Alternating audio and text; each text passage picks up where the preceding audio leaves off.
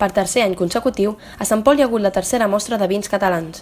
A partir de les 6 de la tarda d'aquest 16 de juliol, els ciutadans han pogut gaudir de degustacions de vins i caves a Catalunya amb diverses tapes d'acompanyament.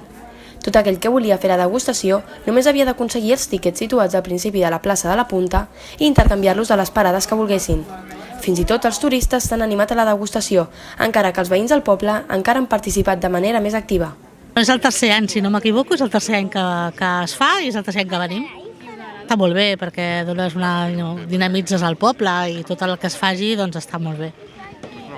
Oh, i tant, vull dir, es fa una de formatges, es fan els mercats i si féssim una altra cosa també jo crec que tindria èxit. Tot el del menjar i tot això té molt d'èxit sempre. Tant ciutadans com els mateixos encarregats dels vins han fet una valoració molt positiva d'una mostra que repeteix per tercer any al municipi.